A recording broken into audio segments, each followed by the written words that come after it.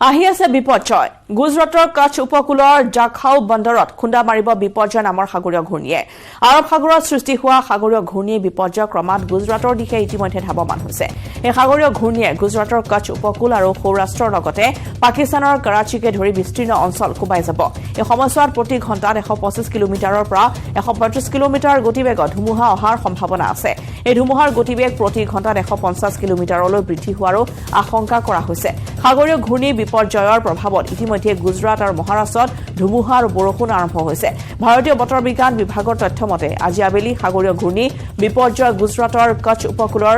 মাণ্ডৱী আৰু কৰাচীৰ মাজৰ উপকূলীয় অঞ্চলত খুন্দা মাৰিব তাৰ পিছতে এই সাগৰীয় ঘূৰ্ণী ৰাজস্থানৰ দক্ষিণ অংশৰ দিশে গতি কৰিব তাৰ লগে লগে ক্ৰমাৎ দুৰ্বল হৈ পৰিব সাগৰীয় ঘূৰ্ণী বিপৰ্যয় ইফালে সাগৰীয় ঘূৰ্ণী বিপৰ্যয়ৰ বাবে গুজৰাট মুম্বাইৰ মাজত বাতিল কৰা হৈছে কেইবাখনো ৰেল উপকূলীয় জিলা সৌৰাষ্ট্ৰ আৰু কচ্ছত একাধিক চৰকাৰী সংস্থাই আৰম্ভ কৰিছে ঠাই খালী কৰা অভিযান এই পৰ্যন্ত গুজৰাটৰ 8খন জিলাৰ সাগৰৰ কাষত বসবাস কৰা প্ৰায় ৭৫,০০০তকৈ অধিক লোকক স্থানান্তৰ কৰা হৈছে নিৰাপদ স্থানলৈ সাগৰৰ পাৰৰ পৰা 10 কিলোমিটাৰ নিলগলৈ বাস কৰা সকলো লোককে কৰা হৈছে স্থানান্তৰ মোতায়েন কৰা হৈছে সেনা বাহিনী মুঠতে যিকোনো পৰিস্থিতিৰ সৈতে মোকাবিলা কৰিবৰ বাবে সষ্টম হৈ আছে আৰক্ষী প্ৰশাসন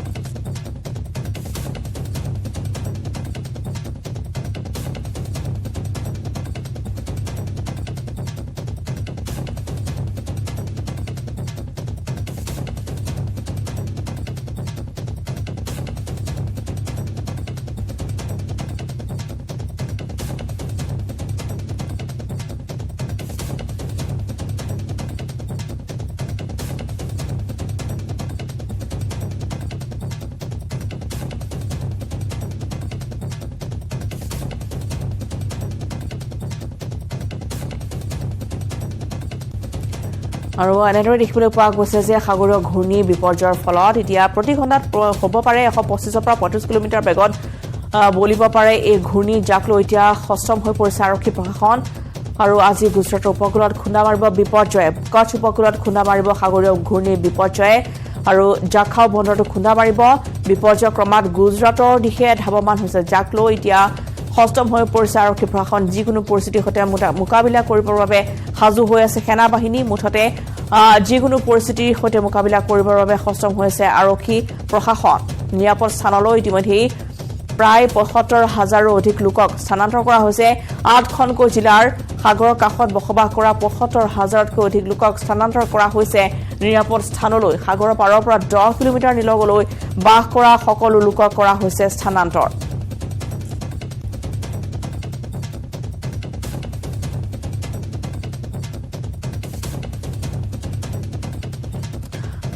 আগবঢ়াইছো আহমেদাবাদৰ পৰা নেটৱৰ্ক 18ৰ সাংবাদিক জাভেদৰ ৰিপোৰ্ট रोड से जो तस्वीरें दिखा रहे हैं वो बेहद चौंकाने वाली इसलिए हैं क्योंकि जो पानी है वो जो एक कल सलाया विलेज से हमने रिपोर्ट की थी वो उस तरफ बढ़ रहा है अगर कैमरा हालांकि बहुत जूम नहीं कर पाएगा मैं जो अपनी नज़रों से देख रहा हूँ और अगर डिस्क्राइब करूँ तो जो निचले इलाके हैं संभवतः पानी वहाँ पहुँचना शुरू हो गया होगा क्योंकि पानी का जो स्तर है वो लगातार बढ़ रहा है थोड़ा सा और नज़दीक से दिखाने की कोशिश करते हैं देखिए ये जो समुद्र की लहरें हैं ये इस पोर्ट के बिल्कुल नज़दीक आ गई आप ज़रा तस्वीर देखिए यहाँ पर किस तरह से जो पानी का स्तर है वो लगातार बढ़ रहा है और ये जो आप पानी का डायरेक्शन देख रहे हैं दरअसल ये मांडवी सिटी को जाने वाला पानी है और आप समझिए कि पानी इतना ज़्यादा है कि ये ज़रूर निचले इलाकों में जो अपनी हद है जो सीमा है उसको तोड़कर वो निचले इलाकों में ज़रूर घुसेगा ये देखिए ये पानी यहाँ पर ऊपर की तरफ भी यहाँ पानी आ चुका है ये पोर्ट के ऊपर हम मौजूद हैं और ये पानी का स्तर यहाँ देख लीजिए बिल्कुल लगभग पोर्ट से सट कर ये पानी चल रहा है और मैं अगर दूसरी तरफ दिखाऊं तो देखिए जो पोर्ट से टकरा रही है लहरें कितनी ऊंची बन रही हैं बारिश हवा लगातार यहाँ पर चल रही है हवा इतनी ज़्यादा है कि खड़े हो पाना बहुत मुश्किल है कि ये तूफान जो है डरा रहा है ये तूफान आने वाले तूफान को दस्तक दे रहा है कि नजर नहीं आ रहा होगा और बेहद मुश्किल है आप तक खबर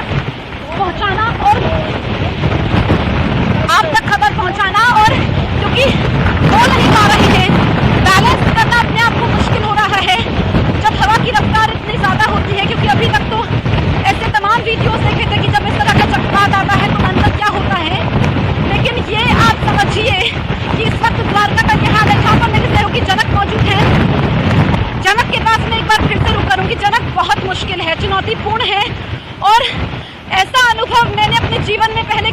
आप।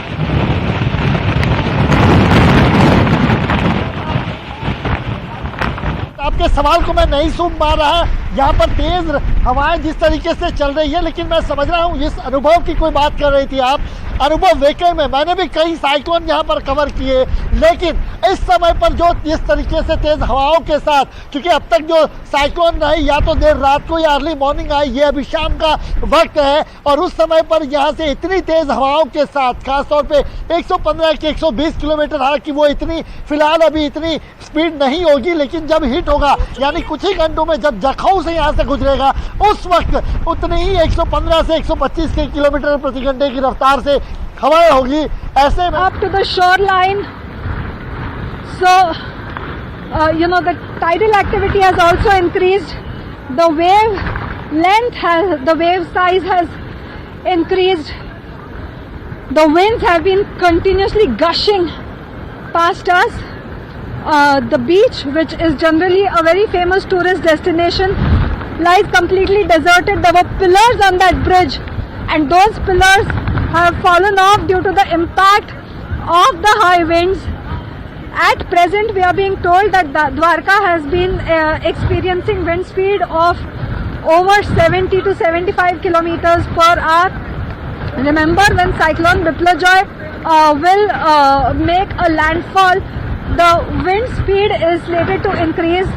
to 110 to 125 to 35 kilometers per hour. The umbrella on top of the Gandhi statue there is also moving. It's becoming increasingly risky to stand here because one never knows from which direction what will start flying. But these are the live visuals from Dwarka, where everything from electricity poles to statues to umbrellas on the statues to electricity boxes have started weakening, and it's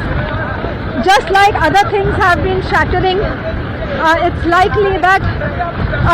we can see some more destruction that will be caused by the cyclone. You can see that the gates there of this particular building are also not able to withstand the impact of the cyclone. The poles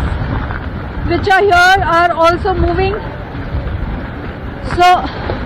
the only thing that is possible right now is to take shelter possibly at some place. This is, as you can see on your screen, at any moment this tree is going to fall down because of the impact of the cyclonic winds. It has not been able to withstand the impact of the high winds, and that is how that is the situation here in Dwarka, where every passing minute we are seeing that there's growing destruction, and the sea levels are rising, the wind speed has been increasing, so has the rainfall been. So this is the situation here. Thankfully, तो ये विकास आप तस्वीरें दिखा रहे हैं, देखिए किस तरीके से वो दरवाजा बिल्कुल अलग हो चुका है। ये ग्राउंड जीरो से आप तस्वीर देख लीजिए कि कैसे ये जो हवा की रफ्तार है इसने ये दरवाजे को तोड़ दिया है। कच्चे मकानों पर तो खतरा है, लेकिन जिस तरीके से इस वक्त माहौल है, जो पक्के मकान हैं उनको भी सबसे ज्यादा खतरा है। घरों के शीशे पूरी तरीके से टूट चुके हैं, यहाँ पर ये गमले टूटे हुए नजर आ रहे हैं, और जितने भी स्ट्रक्चर्स हैं सब पर खतरा है।